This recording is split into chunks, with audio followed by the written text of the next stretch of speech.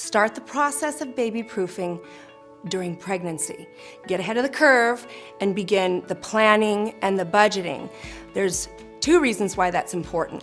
Number one, baby proofing is an education process, and there's a lot to learn, and it can be quite overwhelming for new grandparents or new parents. Number two, it can also be expensive, and no new couple likes to be blindsided by some big expense that they hadn't budgeted for. Baby proofing the kitchen is a must, and it will give you so much peace of mind as a mom because you're going to be in there spending a lot of time preparing bottles and snacks and meals. Choose to gate off your kitchen. If you have that option, it's a wonderful one to keep your child out of this unsafe environment altogether, but just as long as you have sight supervision over your child, you can see them on the other side of that gate and supervise. Bathrooms are one of the most unsafe areas in the home, and so I would implore with parents to make sure that that door is locked and that your baby has no access to that room unless supervised by you.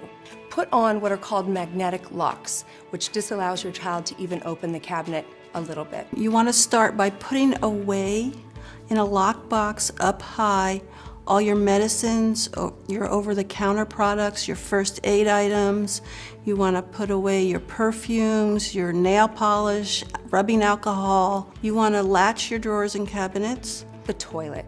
That is very dangerous, but a focal point for your child. They will just beeline to it. And little ones have been known to look into the bowl, and they're top heavy, so they go in, but they don't know how to straighten back up and stand themselves up. So put a toilet lock on the toilet.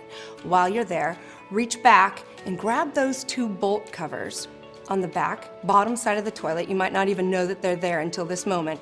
Remove them and put them under the sink and save them till later. They are choking hazards.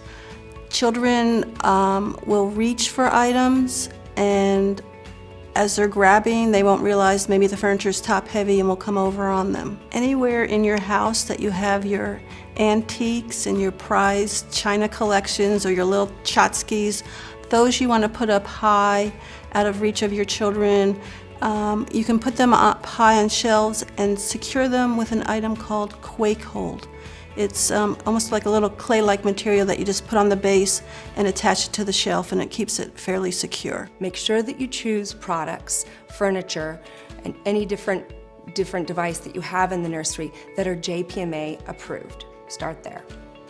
Next, the proper placement of all of the furniture in the nursery is very important. For example, you don't want to put the crib right underneath the window because of climbing hazard. Additionally, if the window has blind cords, that could pose a strangulation hazard, so you want to make sure that that is safe. Anchor those cords while you are in that nursery. Move the crib over to a wall where there's nothing going on. That said, when you're decorating above the crib, make sure that you don't put shelves and all sorts of wonderful things over the crib so that in the event of an earthquake or the house shaking, these items don't come toppling down. It's important to make sure that all of those electronic devices are charged in a separate area, an area where the baby has zero access, because those cords are dangerous for a multitude of reasons.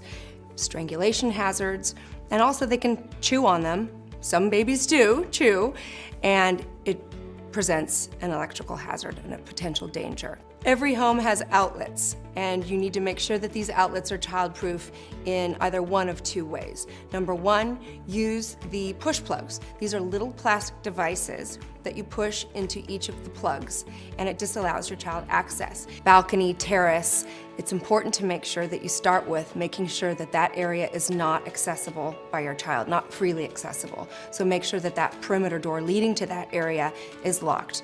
Two locks, two barriers of protection would be recommended. Next, I would make sure that the railing, once you go outside, is up to your state's code. You don't want your child slipping through or getting stuck. Be mindful of the table and the chairs and the patio furniture that you have. I need to recommend that you don't have any furniture because they climb up really, really quick. When they're tiny, it takes a while, but they can get up there really fast. So make sure that you have close supervision on your child out there in that area when it comes to climbing.